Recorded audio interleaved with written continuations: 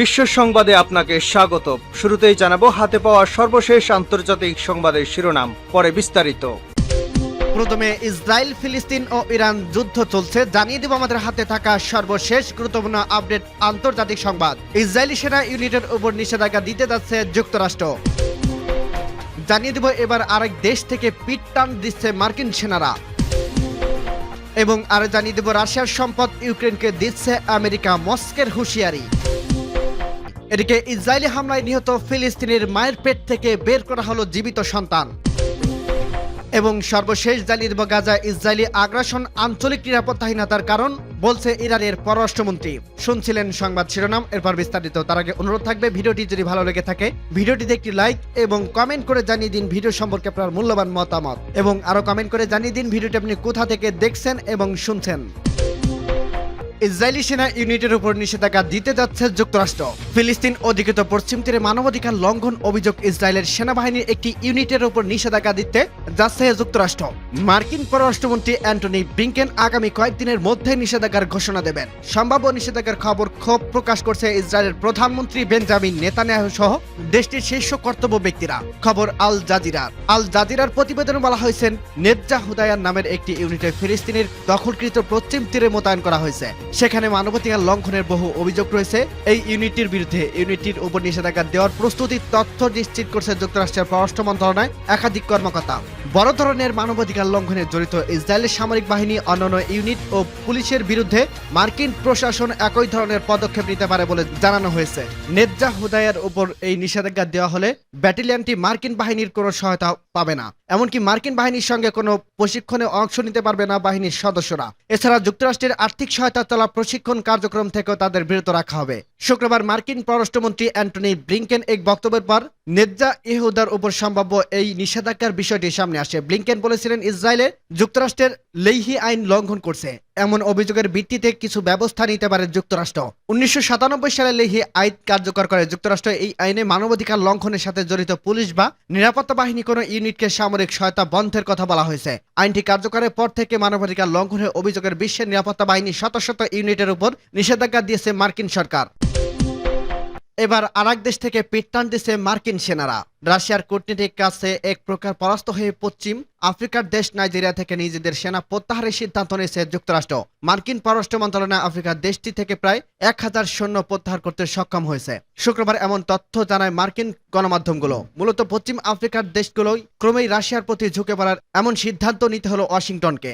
যুক্তরাষ্ট্রের উপপররাষ্ট্রমন্ত্রী কার্ট ক্যাম্পেলের এবং নাইজেরিয়ার প্রধানমন্ত্রী আলী মোহাম্মদ লামিন জেইনের মধ্যকার আলোচনার পর নাইজেরিয়ার থেকে মার্কিন সৈন্য প্রত্যাহারের পরিকল্পনা শুরু করার প্রস্তুতি নিয়েছে ওয়াশিংটন। সালে অঞ্চলে আল কায়দা, ISIL প্রভাবিত সশস্ত্র গোষ্ঠীগুলোর বিরুদ্ধে লড়াই করার জন্য যুক্তরাষ্ট্র 10 কোটি মার্কিন ডলারের বেশি ব্যয়ে নাইজারের মরুভূমির শহর আগাদেজে একটি সামরিক ঘাঁটি তৈরি করছে। রাজধানী নিয়ামে থেকে প্রায় 920 কিলোমিটার দূরের এক বিমান ঘাঁটি মনুষ্যবাহী এবং মনুষ্যবিহীন নজরদারি ফ্লাইট এবং অন্যান্য অপারেশনের জন্য ব্যবহার করে আসছিল মার্কিন সেনারা। নাইজারে সামরিক শাসন শুরুর পর থেকে ওয়াশিংটনে পশ্চিম আফ্রিকা থেকে অন্য কোথাও নিজেদের ড্রোন ঘাঁটি নির্মাণের জন্য বেশ কয়েকটি অবস্থানের ব্যাপারে বিবেচনা করছে। এদিকে চলতি মাসের শুরুতে নাইজারের সামরিক প্রশিক্ষণ এবং এটিকে বিমান প্রতিরক্ষা ব্যবস্থা এবং অন্যান্য সামরিক সরঞ্জামের পাঠিয়েছে মস্কো। দেশটির সঙ্গে প্রতিরক্ষা এবং নিরাপত্তা সংক্রান্ত সম্পর্ক গভীর করার পদক্ষেপ হিসেবে সামরিক প্রশিক্ষণ ও সরঞ্জাম পাঠায় রাশিয়া। এর আগে গেল বছরের সেপ্টেম্বরে নাইজার থেকে নিজেদের সেনা প্রত্যাহার করে মার্কিন মিত্র এবং নাইজারের সাবেক ঔপনিবেশিক শক্তি ফ্রান্স।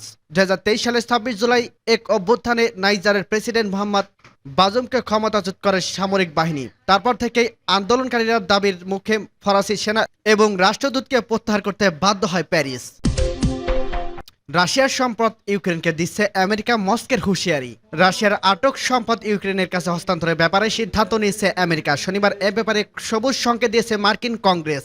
মস্কোর বিরুদ্ধে আরোপ করা নিষেধাজ্ঞা অমান্য করার অজুহাতে রাশিয়ার এসব সম্পদ আটক করা হয়। মার্কিন কংগ্রেসের এই সিদ্ধান্তের বিষয়ে হুঁশিয়ারি প্রকাশ করেছে ক্রেমলিনের মুখপাত্র দিমিত্রি পেসকভ। বলেছে, রাশিয়ার আটক সম্পদ ইউক্রেনের কাছে হস্তান্তরের ব্যাপারে আমেরিকা যে সিদ্ধান্ত নিয়েছে তাকে বিনা জবাবে ছেড়ে দেওয়া হবে না।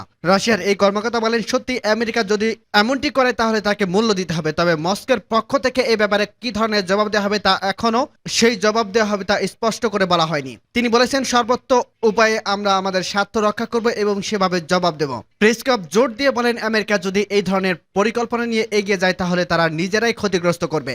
এর মাধ্যমে রাষ্ট্রীয় অর্থ সম্পদ সুরক্ষা এবং যে আন্তর্জাতিক নীতি রয়েছে তা ক্ষতিগ্রস্ত হবে। রাশিয়ার সম্পদ আটক করে তা ইউক্রেনের কাছে হস্তান্তর করা পদক্ষেপ নিলে তাতে বহু বিনিয়োগকারী আমেরিকা থেকে তাদের বিনিয়োগকৃত অর্থ প্রত্যাহার করে নেবে। 2022 সালে ইউক্রেনের মস্কোর আগ্রাসনের পর থেকে রাশিয়ার বিভিন্ন ব্যক্তি বা প্রতিষ্ঠানের ব্যাংক হিসাব, বিনিয়োগ এবং অন্যান্য সম্পদ জব্দ করে যুক্তরাষ্ট্র সহ তার মিত্র পশ্চিমা দেশগুলো। যুক্তরাষ্ট্র ও ইউরোপ রাশিয়া প্রায় 30,000 কোটি ডলারের সম্পদ জব্দ করছে। জব্দ করা এসব সম্পদ ইউক্রেনের পুনর্বাসনের কাজে লাগানোর হবে বলে ঘোষণা দিয়েছে যুক্তরাষ্ট্র। তবে রাশিয়ার সম্পদ বাজেয়াপ্ত করা হলে পাল্টায় যুক্তরাষ্ট্র, ইউরোপীয় এবং অন্যান্য দেশের সম্পদ বাজেয়াপ্ত করা হবে বলে হুঁশিয়ারি দিয়েছে মস্কো। ইসরায়েলি হামলায় নিহত ফিলিস্তিন মায়ের পেট থেকে বের করা হলো জীবিত সন্তান। দখলদার ইসরায়েলি বাহিনী বিমান হামলায় নিহত এক ফিলিস্তিনি মায়ের পেট থেকে জীবিত অবস্থায় বের করা হয়েছে এক মেয়ে শিশুকে। শনিবার রাতে গাজায় রাফায় ভয়াবহ হামলায় ওই রানীসহ 9 জন ফিলিস্তিনি নিহত হন। ফিলিস্তিন স্বাস্থ্য কর্মকর্তা জানিয়েছে, 2টি বাড়িতে হামলায় চালানো এই 19 জন নিহত হয়, যার মধ্যে 19 জন শিশু। মোহাম্মদ সালমা নামের এক চিকিৎসকের তত্ত্বাবধানে রয়েছে শিশুটি। 1.4 কেজি ওজনের শিশুটি জরুরিভাবে সিজারের মাধ্যমে তার মায়ের পেট থেকে বের করা হয়। তার মা মৃত্যুর সময় 30 সপ্তাহের গর্ভবতী ছিলেন। রাফায় একটি হাসপাতালে শিশুটিকে অন্যান্য শিশুদের সঙ্গে একটি ইনকিউবেটরে রাখা হয়েছে। তার কোমরে একটি টেপ বেঁধে রাখা হয়েছে। এতে লেখা হয়েছে, সৈয়দ সাবরিন আল সাকরিনের সন্তান। নিহত এই নারীর পেট থেকে জন্ম নেওয়া শিশুটির বাবা ও বোন এই হামলায় নিহত হয়েছে, ফলে এতিম অবস্থাতেই জন্ম নেওয়া হয়েছে তার। শিশুটির চাচা জানিয়েছে, হামলায় নিহত হওয়া তার বোন মালাক শিশুটির নাম রাখতে চেয়েছিল রুহ, যার বাংলা অর্থ আত্মা। তিনি বলেছেন, পৃথিবীতে বোন আসছে, এর জন্য খুব বেশি ছিল মালাক। চিকিৎসক জানিয়েছে, শিশুটি হাসপাতালে 3 থেকে 4 সপ্তাহ থাকবে।